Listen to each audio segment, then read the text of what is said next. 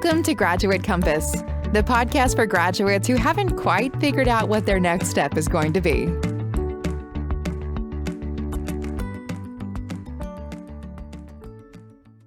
Cormac, I'm going to be completely honest with you. I don't know what to call this episode at the time we're recording it, because your career has in one way stayed in the same field, but on the other way has been so diverse and so, I suppose, varied in multiple different ways. My first question to you is, what do you think it should be called? Zigzag. I don't know. It's a hard one. I think jack of all trades, master of none is probably the way I would go. I disagree with that one, because it's such an interesting. So let's give the listeners a bit of a starting point. What did you go originally to study in college, and kind of in a couple of sentences, what are you doing now? Well, so starting out, I went into computer science in DIT in Dublin, now TUD, Technical University Dublin. But the original plan was to come out and make games. But within that, I ended up even changing multiple times during that course. So now I run a freelance business / consultancy, doing software development for startups and other agencies. And you can see even in that first couple of sentences there's obviously a massive drive towards IT and a love of IT. I mean, you said in a text to me before we started the call that it could be called once a nerd, always a nerd, which I did love. But there's obviously been a love of IT or IT related stuff for a long time. Was that something that started kind of when you were very young, or just as you kind of came towards finishing school and had to think about the future? It's so funny, because looking back, I only really realized how much technology was a big part of my life, because I grew up quite rural. I grew up in a town that might have had like 30 people, and I think my family were 4. Like, we were really rural in East Cork, and it ended up being a case whereby we didn't have internet, but yet technology was always an element of that. And I think even startups, in a weird way, looking back, was always an element of that. So I don't think I could have predicted. I found I was home over Christmas, and I found a letter from my first class teacher as I was going into second class, and it was Cormac is talkative, and we really enjoyed him, and he'd be missed, especially for his computer skills. And it's one of those things where I wouldn't have even looked back and said, like, particularly because the people that I hang around with, the guys I went to college with and everything, are super nerds. So to them, I'm the jock. I'm the guy who doesn't know anything about technology yet. To other people, I'm some kind of super nerd myself. Well, I promise you, if you put the two of us in a room and someone had an IT question, they would not be asking me. So I think you're fairly safe. You're not too bad. You're not too bad at all. You're very kind. Okay, so tell us, you're in college. You want to do games design. There's kind of question marks about that. Did you move course? Did you stay in the same course? What happened? No, so I stayed the same course. Initially, my plan had to do medicine, and it was only kind of a last minute thing whereby I ended up changing to computer science and games. And the sort of inspiration for that at the time was my brother-in-law had done a pretty drastic change of theater set design to game design. And I was in parallel looking at him, and he was working on a game called Angry Birds, which is really popular on mobile phones at the time. And I was like, wow, I forgot that that's even a possibility for me. And games had been a huge part of my life. I had a little column in the newspaper writing about games, but that was kind of one of those things where I was like, okay, I can actually go and make these. Went into a degree in DIT for computer science, but the thing that they did so differently to other computer science degrees was they actually had a focus on games development and building games, and they had relationships with games companies. So I was thinking, okay, this is going to be the way for me to go. But I suppose within that, I kind of lost track of what it was that I enjoyed about games, which was the creative element, the fun, the storytelling. And one of the things they don't tell you is that there's not a lot of storytelling when writing code. It's basically, building something functional and that's it, So I think in second year of college, I ended up doing this thing called Startup Weekend, and it's rebranded a couple of times. At the time it was a Google thing, and now it's Techstars, which are an accelerator for startups in the UK. But within that, I ended up realizing, I can use technology to build anything that I want. It doesn't just have to be games. I can actually build anything that I've ever dreamt or thought of. So that's where computer science really started to click for me, because it was a creative outlet. It's interesting. Well, two things. I'm going to interject here very quickly and say that it depresses me that we need to explain what Angry Birds is, and it just, I think, maybe shows our age just a little bit. But anyway, moving on. That must have been a really empowering feeling to kind of have that realization, to think, you know what, I have the skill set here to build whatever it is needs to be built. It blew my mind. To be honest, it was one of those things where you can feel, so trapped in a career. But I think one thing about computer science that was the biggest takeaway from that degree for me was I can literally make anything that I want. I can do anything, whether it's hardware to building, a technical device, or it's software and digital and something that's distributed in everyone's pocket. It's amazing the breadth of creativity that you get with something like a computer science degree. That said, it's not for all creatives. It's a very complex degree, and it discourages a lot of people that go in thinking that they're, I'm okay with math, I can do this. It's like, no, that's not what this is at all. It's, it's logic, it's thinking, being really careful about what you're doing, and, really exploring all eventualities is software. So I think that's one of those things where it can be the most creative tool to some people, but it can be so limiting to other people, because it's such a massive undertaking as well to learn all these different elements. And obviously for you, it was, the former, it was hugely encouraging. It gave you a lot of strength. So when you were kind of coming towards the end, definitely not to start with. That's the thing I'll say. Like when I started computer science, I was definitely feeling an initial, oh my God, what am I doing this for? This is just math. And like, I was a math geek in school. I enjoyed it. I did physics and like all sciences and math. I did applied math. I did all these different things. I got into college. I was like, what am I doing here? But it was in second year, my lecturer at the time, they put an assignment out. This was sort of the first initial thing. And it was create something that inspires you, which is a really broad topic, especially with code, but it was one of those things where I think for everyone, it kind of clicked of, I can use this as something to build things, versus I'm being told to build a thing and I will now go and build it. Like, I assume that if that's happening the kind of middle of second year, you then have this period of kind of almost like an incubation period, if you will, where you haven't been left out in the real world yet, but that confidence is growing and growing and growing. Mm-hmm. And if that was the case, what were the initial kind of weeks and months after you finished university or college like? After college, so at that stage, I'd kind of been in the trenches a bit. I'd done an internship with SAP, which had been good practical enterprise experience. But I knew at that stage that wasn't going to be definitely for me. I needed to be more hands-on on more different elements.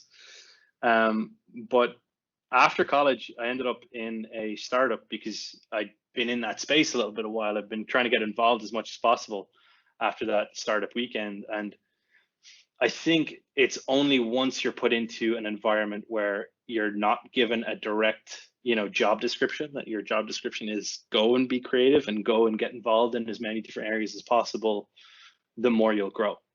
And I think that was one of the best periods of my life, having, been given this incredible toolkit of creativity and then being told, okay, now go out into the world and do what you can with it. It's interesting though, because you talk about getting a job in a startup where you interpreted the instructions to have a math to be, I suppose, freeing, that you had the autonomy and the ability to go and kind of create and explore the areas you needed to create, and it sounds like that was a very positive thing. But there's so many people who go into those jobs and who cannot do that, who need that direction, need that explicit, you need to do X, Y, and Z. So even at this stage, it does sound like the entrepreneurial side of you was forming. Was it something you were thinking about yourself, or were you just happy, playing your part in the startup? Oh no, yeah, I definitely the entrepreneur thing has always been there, and I think it's one of those things whereby, um, yeah, I've always wanted more control rather than less control, to my own detriment. I take on more things than I should, but it's definitely one of those things where I have found that even within enterprise, it was one of those things where if you put someone who is quite entrepreneurial minded into an environment that whereby they're limited in what they can do, they'll even try and find ways to work around that. So like within the context of enterprise job like SAP, I was trying to do volunteer work on the side, working with like corporate social responsibility or organizing events. I organized like a chess event, even like it's one of those things where people like myself, the minds that we have, we need to keep them busy and occupied. So a startup is a great environment for that, because there's so many things that need to get tackled that if you're a high energy young person who's entrepreneurial minded, you're going to want to tackle all of them.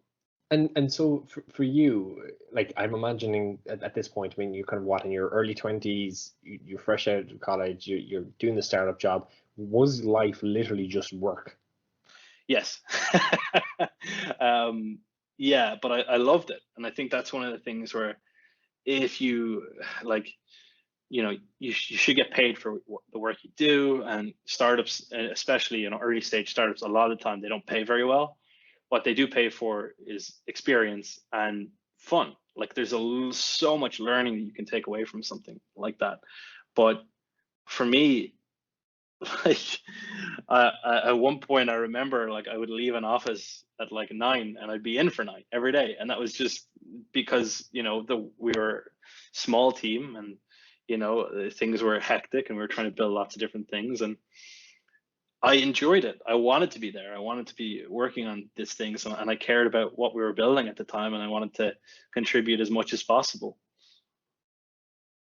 And it sounds like you were really kind of living in the moment. Was there any kind of thought to the future or where you wanted to go, or kind of long-term ambitions, or was it just so, I suppose, time consuming that you didn't have anything else but that present moment? I think the thought was that I was always going to go and build a startup. And like when I say that, I mean like traditional startup versus like a business. When you think of startup nowadays and kind of thing, it's something that's going to raise investment and be acquired or bought out or IPO. And like I was never thinking like I'm going to build like a little small thing. I was always thinking like I'm going to be the next big shot billionaire. So I think it was one of those things where I was looking at all this and working on all these different things, trying to get as much experience in as many different areas as possible. But ultimately, I had delusions of grandeur. But I mean, I admire the ambition. I mean, and like you've had you're still young. You've had a fantastic career to date, and we'll go into more of that in a second. So I mean, I can totally understand why that confidence might be hard to contain. Let's say, if especially if you've got some really big kind of early successes, which it sounds like you did, and you had the skill set to back it up. I can totally understand where that would come from. So when you were you're working for the startup, how long did you end up there? A year, and then burnout. So that was the point at which there was no return. And also there was an element of I'd felt like I had outgrown it in a weird way, right? I'd felt like I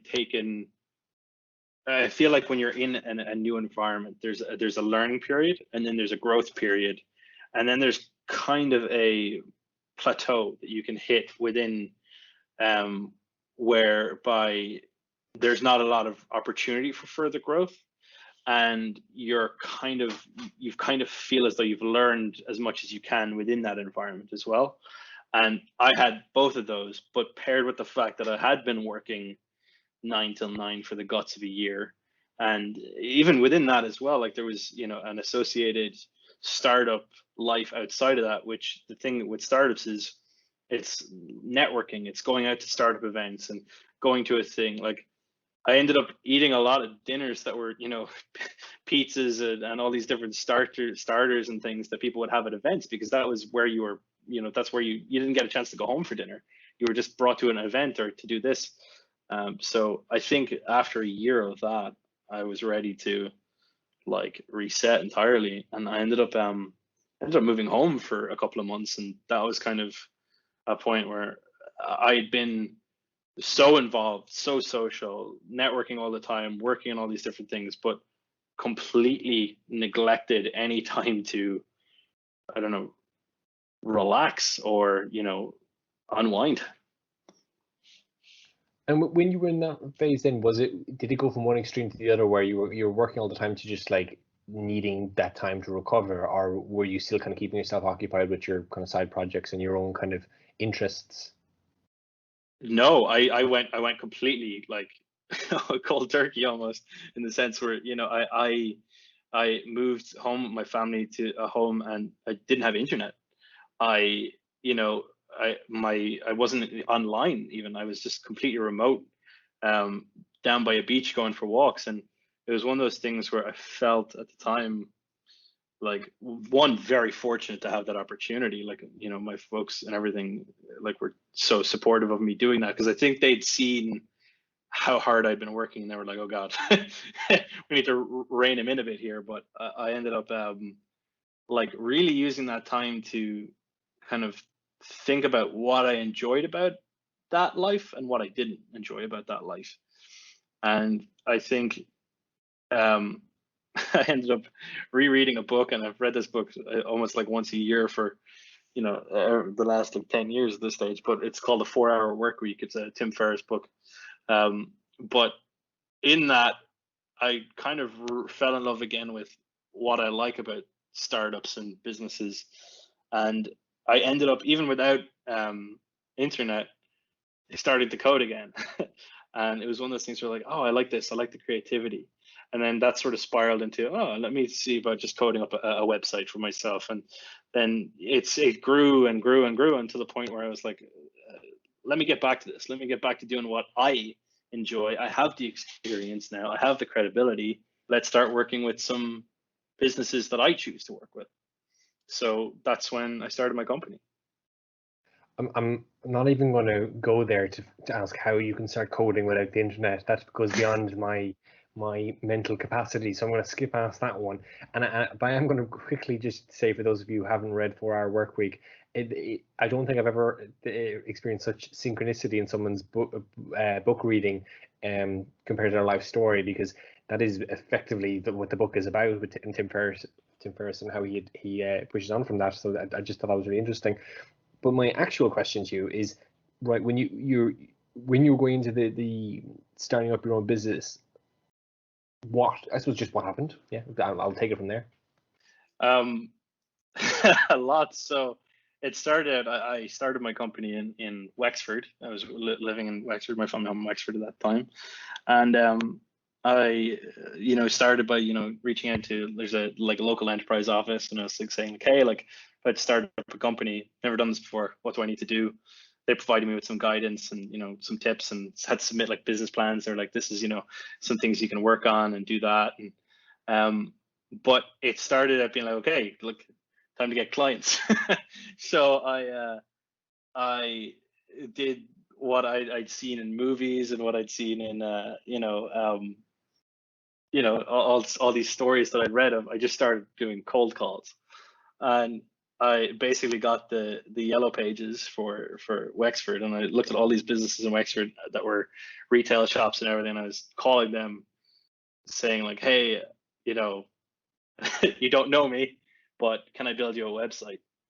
And no joke, I think I did 50 of these calls in a row, and I had like written out a script and everything, and every single one of them said no. And I was like, oh, I'm doomed. I have there's no way that I'm going to be able to do this. And really the doubt started to creep in. I was like, oh God. But then what I ended up doing was, I was still pretty connected with the startup scene in Dublin, even though I'd been away from that for a good period of time at this point. So I went to, there was a business event, like an expo, and I managed to like talk my way into getting a ticket to this expo. And they were saying like, okay, like at this point I didn't have hardly any money because I've been working in a startup, and I'd, you know, used all my money to just even register the business in the first place. And then I said, I don't have any money. I'm just built a company, but I want to exhibit at your expo. And they were like, look, we'll waive the fee of the ticket to the expo, but you need a stand, like one of these like pull, you know, these kind of drawer stands that you see with the print and stuff on them. So I was like, okay. And so I looked at and managed to get that. That was literally the last of my money at that point that I had to kind of put into my business. I was like, okay, well, last ditch effort, did that, went to that event, and basically I created a competition where I said, okay, I'm going to give away a website for free. I'm going to do one website for free because I didn't have much of a portfolio at this stage either. So I wanted to build up a kind of a company portfolio. So I'm going to give away a website for free, but you need to, you know, share this on Twitter, give me your email address, and do all these different things to try and promote it, right? And then within that, I contacted everyone I knew in Dublin, every startup had everything. I was like, please, for the love of God, share this. I'm trying to promote this thing. And within that, I ended up trending and getting to the top of the Wexford, you know, event that we were at for this, you know, free website thing. But it was only kind of looking back, I was like, that's why that worked. Was these were people who wanted a website that were trying to contact me. So I built up this list of people that actually wanted my services, free or not. That, like, you know, a lot of them wanted it for free, but still a lot of these people wanted a website. So once I, you know, kind of, we picked out a winner, I was able to go, okay, well, yeah, I've got one, you know, portfolio piece out of this, but also now I've got a ton of leads that I can actually pursue. So that was kind of the first run of clients for me. And then from there, it took off. And I mean, was there kind of, I suppose, a backlog then of kind of like not only leads, but then work? Yeah, and this is kind of the thing that's been incredible about my business to date is that's the only ad I've ever posted. I've never posted another ad. I've never asked for more work ever, like, since. It's literally been a case of referral. And it's just, once you do something well and you care and you put in the effort, it starts to spiral because you build a reputation by being the guy who's there, by being the guy who's going to do good work and for a good price. I didn't have to put as much effort into all this marketing that I thought I was going to have to do, like this consistent marketing. And like the thing I was looking at was all these other agencies and things that were tweeting, you know, into nothing. They were just putting tweets out into space and putting all this energy into nothing. Whereas my clients, I have a client who's come back 4 times, you know what I mean, for 4 different projects. So it's one of those things where if you do the thing right the first time, it can really snowball from there. At any point in this, because I'm in no way doubting your skill set and your capabilities, but at any point was there any kind of imposter syndrome where you kind of feel like this can't really be happening? Always, every day is imposter syndrome. But I think if you're not feeling that, you're not really gonna grow, right? So every time I've been faced with that doubt, it's usually a case of, oh, I'm stretching here. I'm trying to do something a little bit higher. But the thing that I've always backed myself is to grow into that and to give it my best and to allow myself. Yeah, I might not know it to start with, but I'll get there and I'll learn it and I'll prove them that I can do this thing.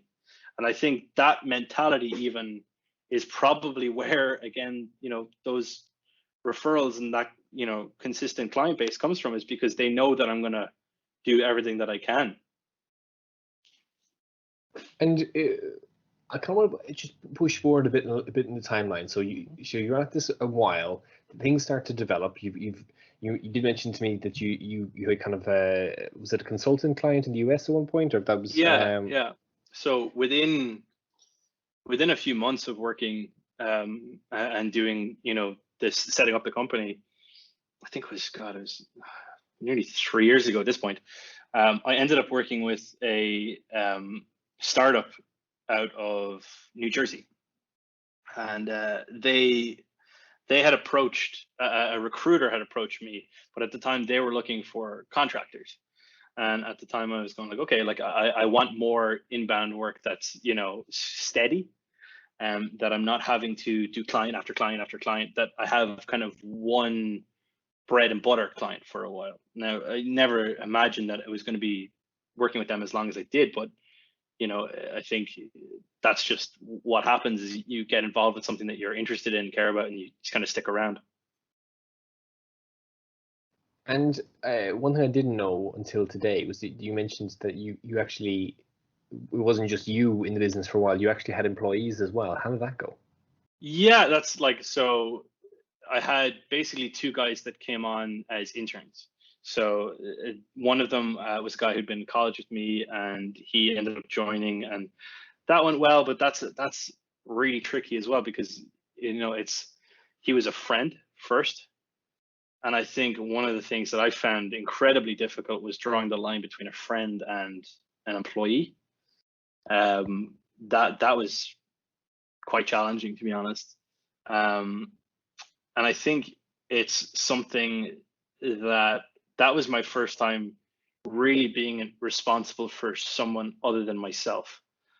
Even going back to college, like within, you know, team projects and things, I would either, you know, I would end up nearly kind of ending up on a team whereby I would kind of isolate off myself and do a lot of the stuff myself. And I think I wasn't really a team person. And then, you know, you bring in a friend and you're expect to delegate work and do that stuff. And I didn't really do that. And I think I did it badly. And there was a lot of learning within that. So the second time came around where a guy, again, basically needed work experience as part of his course, and brought him on. And that went so smoothly in comparison, because I didn't know the guy initially, but I'd also learned to establish the boundaries of employee versus friend initially. And I think particularly small companies, that's, you know, almost the opposite. What they want to do is they want to establish like your family, your, you know, we're all family here, we all do that. But it's a weird psychology that people use that to get more out of people and, you know, for less. Whereas I wanted people to grow and do better in their thing and be able to move on if they need be. It has to be, you know, you're helping me deliver this and I'm helping you get better. Otherwise, it's not really worth it for anybody. And I think that's a really important point to emphasize just for anyone listening, that if you ever go to a company and they say, oh, we're a family here, that is not a definite sign, but definitely a warning sign that you're going into a toxic environment, because it should not be that way. It should be a professional environment. And you're the first person to say that on the podcast, and I'm really glad you did, because I think it's a really important point that people need to hear from people who come on the show. So I'm really interested now, because like the last while, I know you took a little bit of a break, and you kind of you went abroad, and now you're back, and you're kind of trying to get back into the swing of things again. Seems to be my my approach. Well, I was just going to say work really hard, burn out, take a break, come back harder. It's weird. Well, I was wondering, is I suppose my question is that the cycle where you're getting to the point where you're burning out, or is it just a point now where you recognize that's your cycle and that you do need to take a break every so often, but you can manage it? It's a combination, right? I think right now, right, I'm seeing it already again happen, because one of the things that now we're all working from home and there's this new environment is there's a weird line that's getting crossed, which is work time and home time. And you're like, how do I divide my hours? Because I'm still in my office right now, technically, you know what I mean? So I think one of the things that I'm trying to navigate right now is the cutoff hour. And it's something that's the biggest learning for me, is that I extend my day into night working, and that's the biggest place that I can claw back time for myself so that I don't have burnout. But it's really hard when you are passionate and you care about these things because you want to spend time on them. That's the hardest part, is to draw that line. So to be honest, it's a battle for me. It's something that I'm continuing to kind of figure out as I go, but it's a battle between feeling tired but enjoying what you do. So I don't know. I'll have to figure that one out and get back to you on that. And as well, those things, not everyone's got everything figured out. Do you know what I mean? Like there's, I think the one thing people don't talk enough about is that career journeys end up making you grow as a person, because it makes you realize your strengths, but also your weaknesses. Mm-hmm. Do you know what I mean? And like every single person who's listening to this will have a weakness and something that they need to work on and improve on.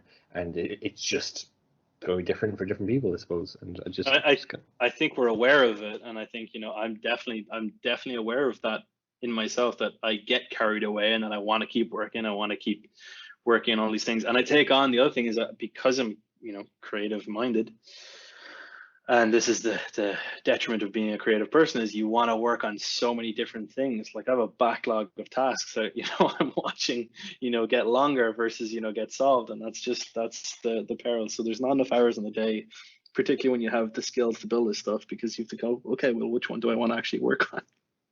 Yeah, no, I totally get that. And one book that totally changed my life was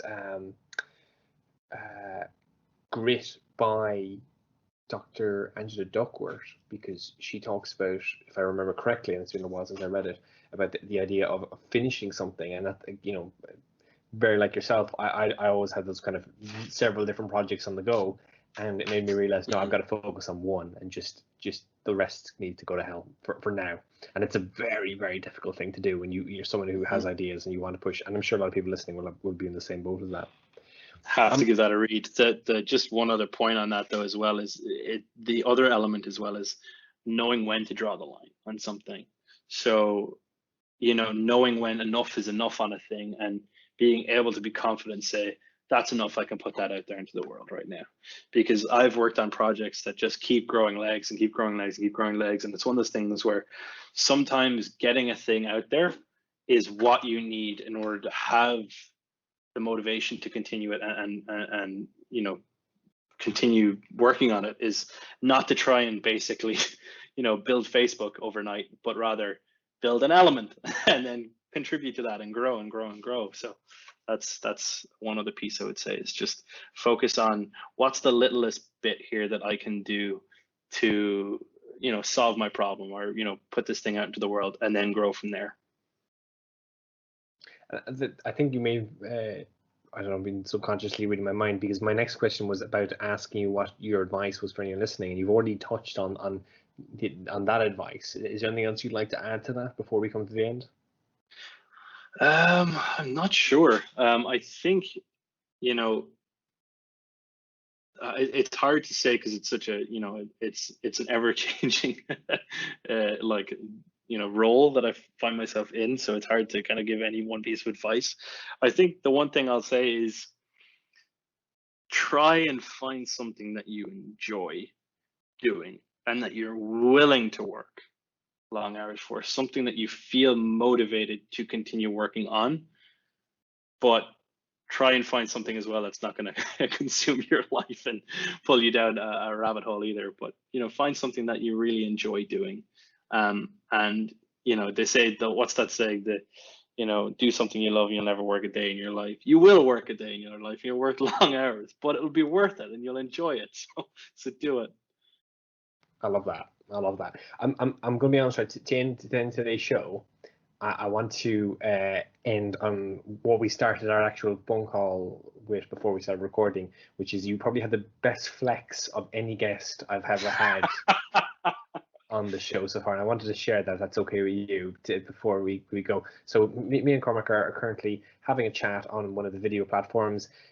His camera wasn't on, and he apologized to me because he built the computer from scratch but hadn't got around to building the camera yet. So it is the best flex I've heard so far and new in the show. And thank you so much for joining us today. I really appreciate it. Really appreciate it. Thanks for having me. And thanks so much to you for listening. As always, if you want to help this show grow and develop and expand its reaches, it'd be very much appreciated if you could either share an episode or like and support the show on one of the three platforms we have at the moment, which is Twitter, Facebook, and TikTok, because I'm super cool. And in the meantime, thank you so much for listening. We'll speak to you next week. I'm Ciaran Sullivan. Bye-bye. Thank you for listening to this episode of Graduate Compass. Remember, if there is a degree subject or specific industry you would like to be featured on any future episodes, then we would love to hear from you and know what you are trying to find out. Our email is info@graduatecompass.ie.